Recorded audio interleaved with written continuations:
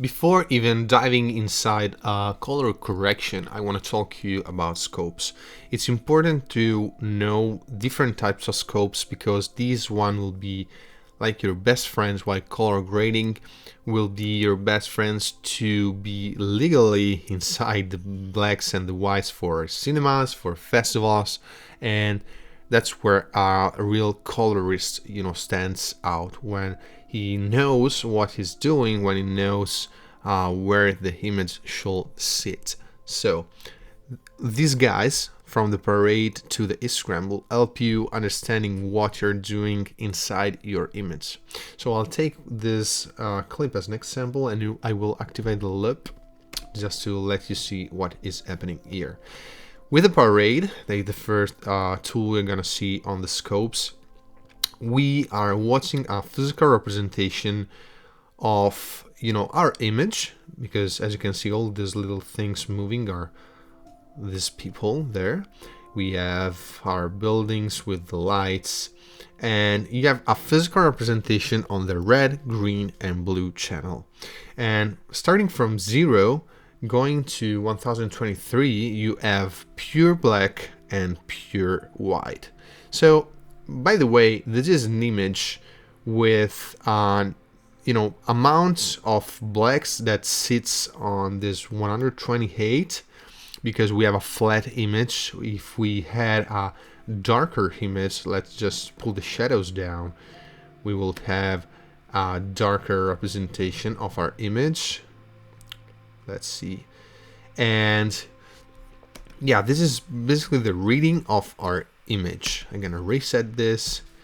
You may have noticed that working with log images, having that little amount of color data in this physical image will scratch our image, or better, will let our image fit inside that gray zone areas, because we don't have pure white, we don't have pure blacks, but we just have a flat image, and that's the physical representation of it. And you may want to know that while you're grading, everything it's moving, between channels, even when you're making differences from, I don't know, the medium part or the black part. If you are turning, your color wheel in the yellow, everything is moving on the yellow side, balancing our blacks and our grays and our whites. If you're moving on the blue side, we will lift up obviously the black on the blues, and we will have less red datas. But by the way, this is a physical representation of what you're doing on the RGB channel from pure black to pure white. So for example, on taking a grayscale, or better, we are gonna take a grayscale by going there on the FX library. So we add our grayscale, and to watch it on our color page, we just have to create from that a new compound clip, because it will be visible in that way on the color page. Yeah, and what you have to know is that everything you're generating on the editing area, and it's like this pink magenta color, it's not visible on the color part. So by pressing new compound clip, we're gonna see that here. And so here we have the physical representation of pure black on the 0 on this left corner to pure white on the right corner right there. So let's say that I want to make a variation on my curves, and I want to pull these whites down, and you can see how the whites went on that gray value. Or maybe I want to have my blacks on a deeper point. I can move them, and I'm moving all this part of the image, that physical part of the image, on this black side. Maybe I want to create contrast, and I want to pull these grays right here on a darker area, just going down. And by seeing this, I think that this is the best way to understand how these tools works. Even the contrast, if you want to pull contrast into an image, you see that S. Oh, and you may say that's the typical thing I used to do with curves. And that's just how contrast works. And the pivot, and we're gonna talk about that on another lesson, but the pivot, that thing that controls that nice on your contrast. So, but by the way, the grayscale, it's a great tool to understand how the parade work and how the general scopes work. So you have pure white there, grays in this area, and pure blacks on the zero. I'm gonna erase that, and you might understand in a better way right now that this image is just represented on there on this 3 channel because it's an RGB image and we have colors in it, and it's represented on the parade in that way. If you want to customize your parade, you can just click on this 3-dot mixer there. You have the RGB, the Epsilon RGB, or the IC-BCR channels. Normally you want to work with these two. You may don't want to use the color on the scopes, and you can decheck this. You may want to extend the metadata with extents to be even safer when you're pushing the whites or the blacks. You may want to have it exposed down or exposed up. You may see them in a better way like this than on this way, but this is not obviously affecting the image, it's just the way you're watching at scopes. You can change the way the graticle is it's above your parade, and then you can show the references level, because maybe you are on a festival that say that the darkest area shouldn't be below 38 or 50, and you want maybe to put your reference level and not go above or below them. On the IRGB, it's the exact same thing by adding the blacks. So you will have the RGB and the blacks values, because as you might see, and we will talk about that, we can also work by tweaking even just the blacks or just the RGB channel independently. Then you can extend it if you want to use it on another monitor. Normally I keep that all up on another monitor. You may change the quality on how you're watching them, on high, low. It depends on you, by the way. And yeah, for the parade, that's all. But what I usually do is just by using that on another monitor. You can choose to use it as how it was, just selecting one of them by one, but yeah, normally it's better to have them all there. So now talking about the waveform is the exact same thing of the parade, but you have all these channel and the black one above the other. This is great if you are doing white balance, and we're gonna see that on the next video. Also on this, if you want to customize everything stand there. So if you want to change the graticle, the waveform, everything set there, even just for the blacks. If you don't want to see the blacks, or if you want just to work with the blacks, you have it all there. And then you have the vector scope. The vector scope is the exact representation of the color wheels. So you will have all your colors are presented in that way. So you have R for the red, magenta, blues, cyan, greens, yellows. And you can see that if we change that gain wheel on one of this color, this is the exact representation of what is happening right there.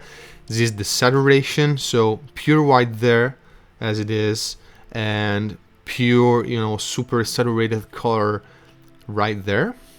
Then you have the histogram. I don't use the histogram a lot, but it's another representation, and you can customize them in the exact same way we did with the parade. Right there, you can choose to colorize it or not.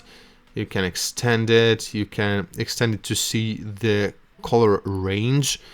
You can just show the lows, the mids, or the highs. So you may want to know where the height sits, or how much heights are on this image, how many mids, how many lows, or watching them whole. You may want to combine this. And yeah, the zoom, if you want to watch it on a clearer way, you can reset the view, by the way. And yeah, I don't use the histogram a lot, but it's exactly the same things of, watching the parade, but on an, I would say, an easier version. Yeah, you have references there. It's another, interpolation. You may been familiar with the histogram for a common use in cameras.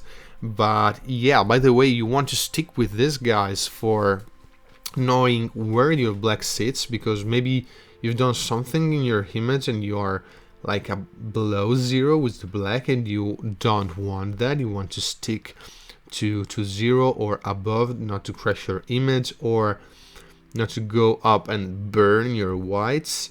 And yeah, that's a great thing. And by the way, if we switch from log image to Rec 709 image, obviously look at this. Look at how the parade change, how the scopes change. Everything is more stressed from 0 to the top.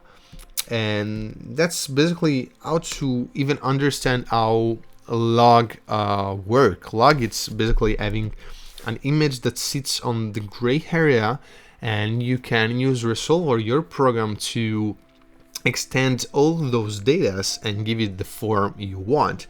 You may want an image with deep blacks but low high areas. You may want a super contrast image. You may want a particular look, and you want in that look to have really low heights. Like, I don't know, take Interstellar for example.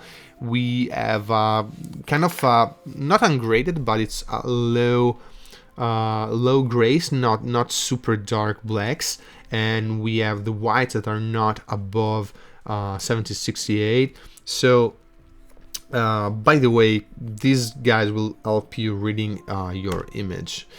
And again, that's the difference between log and Rec 709.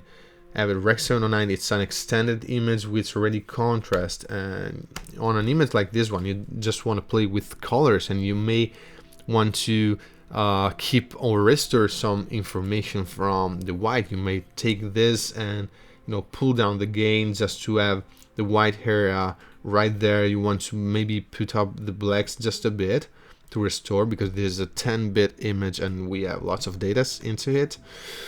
And yeah, by the way, that's the thing. That's the way you read them. I normally take that and I extend it to another monitor, because you want a dedicated monitor for this. You may want even a low quality monitor, because it's not that important to have these scopes on a high quality monitor. And the cool thing about that is that you can grade, let me say that, you can grade it even on a laptop or a low quality computer on a low quality monitor, just by watching parades or scopes. You can just take a still from a movie and just replicate the image, because as you can see, we are passing from one image to another, and we have the physical representation of the image right there, because this lady have these really black areas, and we can read these black areas there. Her face is there, her body is there, because it's on the right side of the image. So we are reading it on the scopes, and that's really important. It's important that you learn with your skills to read scopes. That's the biggest thing. And by knowing that you can just import a still from your favorite movie and replicate it just watching the parade, just watching the vector scope, you can just use these two tools to make whatever you want. And that's a great thing, because you don't really need a high expensive, super expensive monitor if you are starting right now color grade. And yeah, that's the pro tip. Just read the scopes, learn the scopes. You just have to know where black sits on 0 and where white crushed, and just stick with the level. If you are on a particular, working on a particular commission for cinemas or for, I don't know, whatever you want to go, but you have to be broadcast safe, and that's about being broadcast safe. There is also a handy tool there that we saw at the beginning, that is, I guess, on the color management. And yeah, it's there. It's on color management, broadcast save, and it's make broadcast save. And this one will, save your ass if you are color grading, I don't know, entire commercial or something that maybe you have some clips that may crash on the blacks on some parts because you want to crank that color grade on the further level. You need that to be right there, and by checking this, you'll be like save on these areas, on these value areas. While exporting, that's obviously is not the best thing, but as my friend Kazi said, the Kazman, you may know him. He said if you want to be a colorist, just check this and you'll be a colorist. But yeah, by the way, you want to be a colorist just by watching at your scopes and know what you're doing, because this is the first step of a great color grade, to know what you're doing inside these guys, and know where your colors, contrast, and everything that's happening in your image it's moving.